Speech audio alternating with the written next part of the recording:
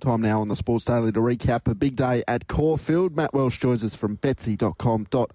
Matt, a very good morning to you.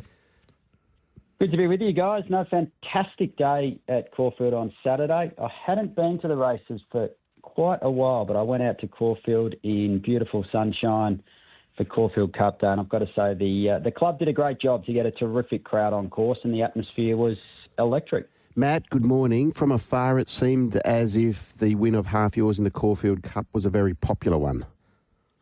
It certainly was. I mean, not just because punters backed this bloke like he was unbeatable. I mean, you don't see too many horses go around sub $2.50 in a Caufield Cup, but he did. I think as much for Jamie Mellon. She became the first female jockey to win a Caufield Cup on Saturday.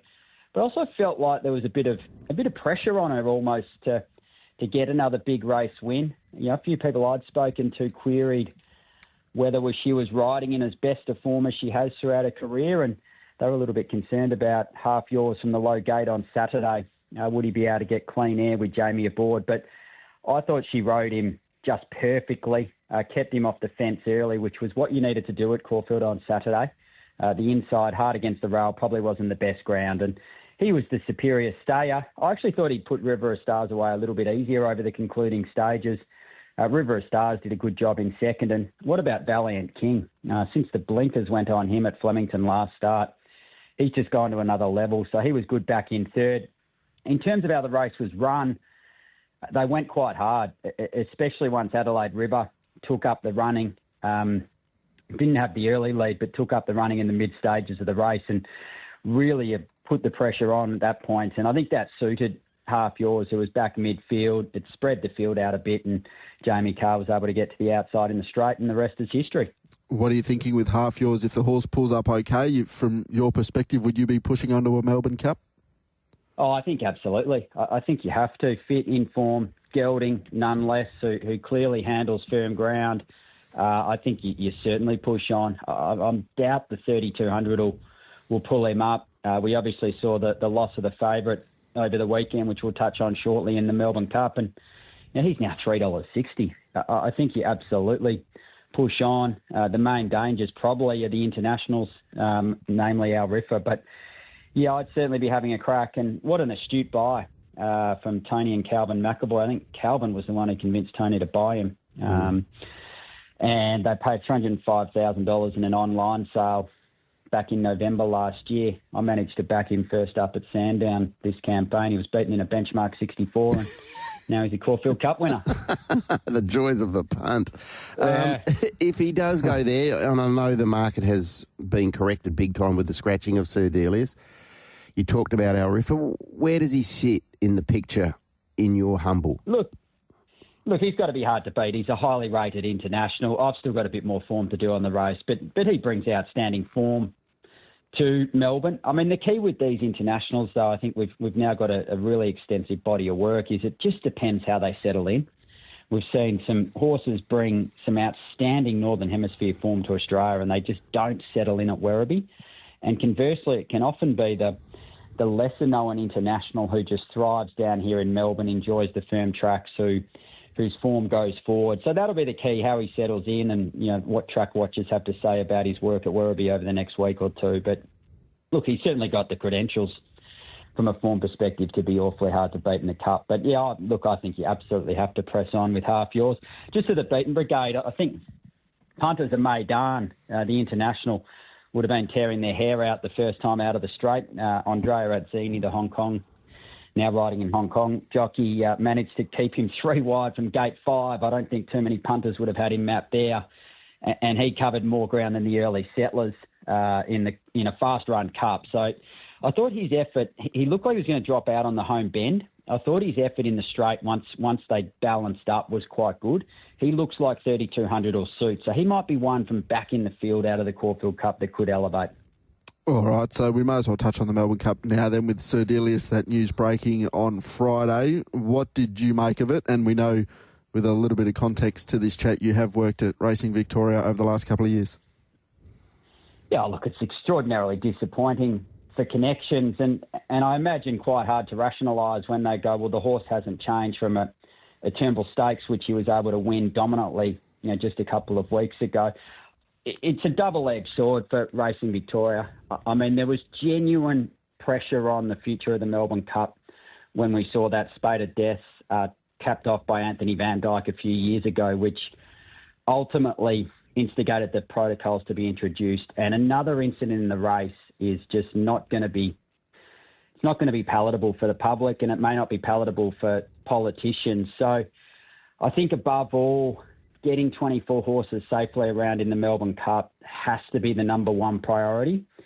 But it's ignorant to sit there and say, okay, this is the stance we're taking, and we're not going to take show the compassionate side towards owners who invest a lot of money in these horses, particularly Sir Delius, who's a very expensive purchase. Gay and Adrian have done a great job with him to get to this point. They're at a loss to explain how the scans have come back the way they have. They think the horse is in good order and potentially will press on up in Sydney this campaign if allowed to. But, having worked at Racing Victoria, I know that, the most nervous you are at any point in the year is the 3 minute 30 or so of the Melbourne Cup. You need all horses to get around as safely as you possibly can. So I've always been a big fan of the protocols. I say that, touch wood, they've been successful to date. And whilst incredibly unfortunate, you feel for connections, I think Racing Victoria just have to stand behind the protocols they've implemented, be really proud of them and come out and just explain what's happened, be compassionate to connections, and unfortunately move on without Sir Delius. There were 4 words in that Racing Victoria steward's statement, Matt, which I think were quite jarring, but also highlighted the importance of having these scans. Heightened risk of injury. As soon as you read that, you went, oh, straight away you took a step back. And I know if you push emotion to one side and you look at it objectively, you go, okay, I can absolutely see where they're coming from. Exactly right. And no horse and no personality is bigger than the race. The race needs to endure, it needs to survive. And you only need to look at New Zealand greyhound racing, Tasmanian greyhound racing, Canberra greyhound racing to see where the public pressure that these sorts of sports are under. And, I'm not suggesting that racing is close to the precipice like those jurisdictions, but, another death in the Melbourne Cup would just be very, very hard for the public to swallow. And you've got to, you look at Anthony Van Dyke.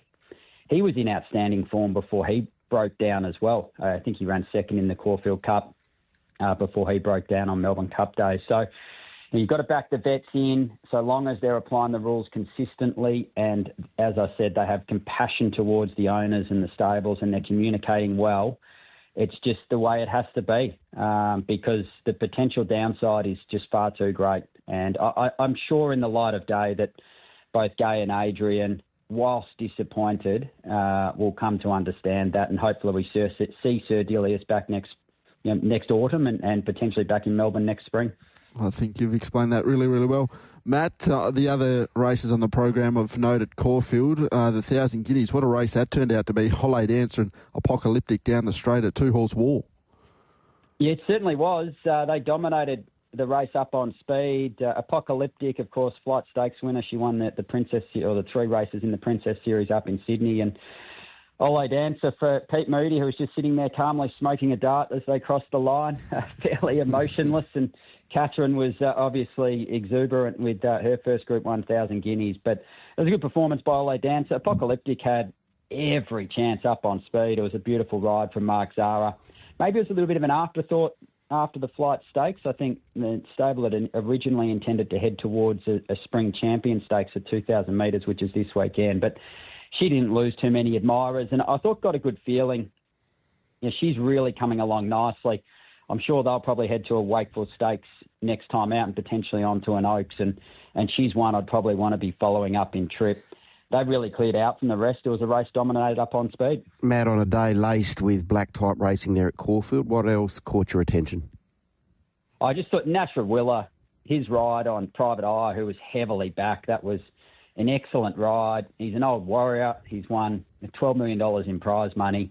And the punter's cheer as he went across the line was something to behold. I think Stepardi's one to follow out of the race there. He hit the line really well in a race dominated by the on-speed horses. And then earlier in the day, hard not to be impressed by Tentris, who got back to last. He was another heavily backed commodity there. There was a few favourites who saluted that punters certainly roared home at Caufield on Saturday. And Tentris from the tail of the field, he was brilliant under Mark Zara, reeling in, raging force in the shadows of the post, and he'll now be awfully hard to beat in the Coolmore in a couple of weeks' time. Yeah, absolutely. They've almost got their hands on the Coolmore already. Godolphin with the 2 top chances. So thank you very much for your time, Matt. Look forward to doing it all again next week, and hopefully breakfast at the Stars tomorrow morning's a little less newsworthy than it was last year. No, absolutely. We'll be looking for the horse who gallops a couple of laps tomorrow, that's for sure. But it's been a pleasure to join you guys, and we'll catch up next week. There's Matt Welsh, of course, from betsy.com.au. You can read all his stuff on that website, reviewing Caufield from the weekend and all the news coming up throughout the week. And, of course, there'll be something come out of Breakfast with the Stars tomorrow, Diggers. Oh, yeah.